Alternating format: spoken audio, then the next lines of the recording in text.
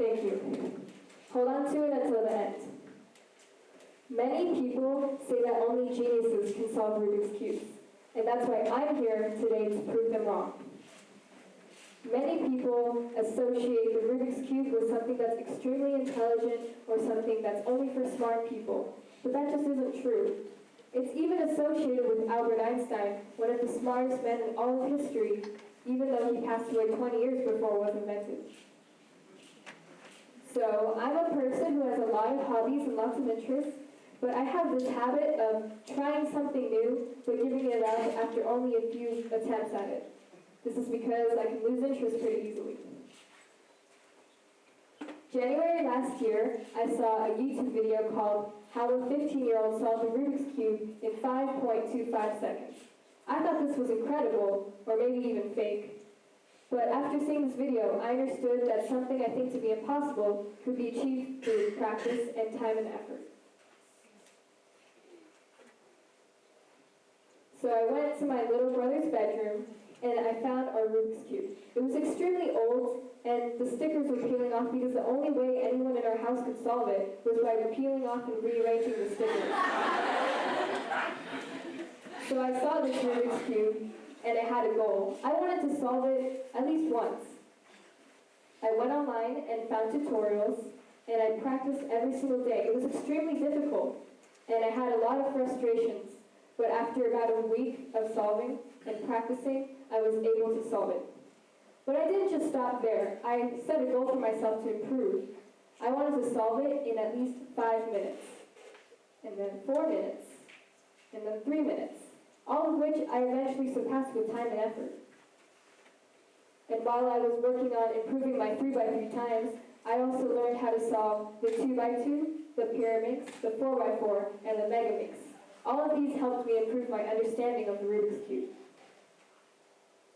So the more I learned how to solve Rubik's Cube and played around with it, the more I realized that learning to solve the Rubik's Cube is no different than learning how to play new musical instruments. So how many of you have ever played an instrument on a song before? That's a lot of you. When I think back to my first piano lesson, I had to learn where middle C was on the piano. Once I understood the basics of the piano, I learned chords and harmonies and scales to play a song. When I learned to solve the Rubik's Cube, I started by learning how the pieces moved and the sides turned. Then, I learned tricks and algorithms to solve it. As a matter of fact, both professional pianists and Rubik's Cube solvers use muscle memory to be able to perform tasks. This hobby has taught me more than how to solve a Rubik's Cube. It has taught me how to think outside of the box, as well as improving my muscle memory, regular memory, and my hand-eye coordination. This is because when my hands are twisting and turning at the right combination of moves to be able to solve the puzzle, my hands and eyes are required to perform in perfect unison. So many people have gone through the same journey as me that a community called Speed Cubers was created. These Speed Cubers would use platforms such as Reddit or YouTube to be able to share ideas or discuss new algorithms or solutions. As a matter of fact, every day all over the world, competitions are hosted by the World Cube Association, where people compete in events other than 3x3, but also solving it blindfolded or with their feet. The Rubik's Cube has gone from being a child's toy to the center of a community of thousands of people. The Rubik's Cube shouldn't be a symbol for something that's impossible or challenging. It should be a symbol for struggling with the task and getting through it. The problem is, you can struggle with the task and one little mistake can ruin all of your progress. But by persevering, learning from your mistakes, and working through your challenges, things that you think to be impossible can be achieved. So here is a quote by Rubik, the creator of the Rubik's Cube. If you're curious, you'll find the puzzles around you. But if you're determined, you'll solve them. So I want you to think about your own life.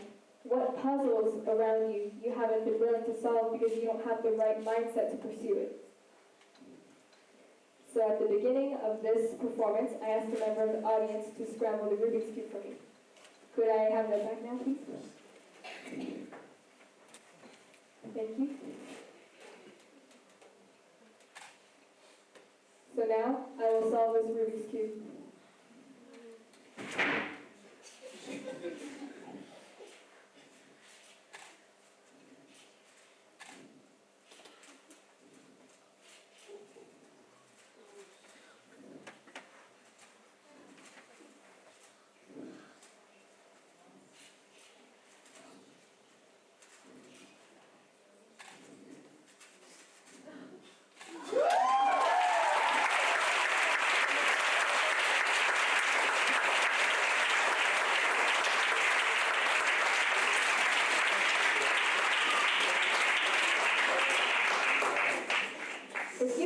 up to me a little over a year ago and told me that I'd be able to solve a Rubik's Cube in around 20 seconds, I would have thought it was a joke and I would have thought it was hilarious. But if you, like me, can change your attitude and your mindset about learning new things, things that you think to be impossible can be achieved. Thank you.